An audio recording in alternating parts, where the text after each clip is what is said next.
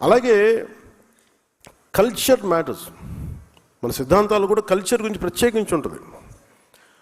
భాషా యాసల్ని గౌరవించకపోతే, సంస్కృతిని గౌరవించకపోతే చాలా గొడవలు వచ్చేస్తాయి.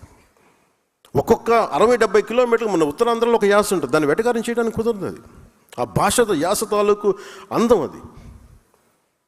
సో మిగతా జిల్లా వాళ్ళు అట్లాగే చూసుకుంటే చిన్నప్పుడు నేను వినేవాడిని అవన్నీ. సో అందుకని ఈ భాషా సంస్కృతుల్ని కాపాడకపోతే, గౌరవించకపోతే చాలా సమస్యలు ఉత్పన్నమవుతాయి. సో ఇట్లాగే అన్నీ పెట్టుకునే దీనిని ఇవన్నీ కలిస్తేనే భారతదేశం అనే దానికి బలంగా ఉండడానికి ఏమి చెయ్యాలి అన్న దాంతో పెట్టిన ఇవన్నీ ఈ సిద్ధాంతాలు.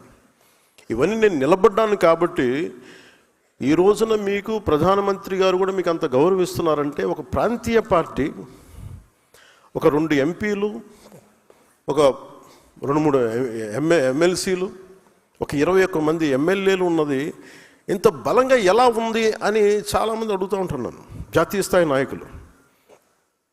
ఏ పొలిటికల్ పార్టీకి కూడా జాతీయత ఆలోచన విధానం చాలా తక్కువ ఉంటుంది. భయపడతారు, మనకి ఎందుకు లేని ఇవన్నీ. ఇది మనందరి రెస్పాన్సిబిలిటీ, మనందరి బాధ్యత. అందుకని మీరు దీన్ని చాలా చాలా బలంగా తీసుకోండి దీన్ని.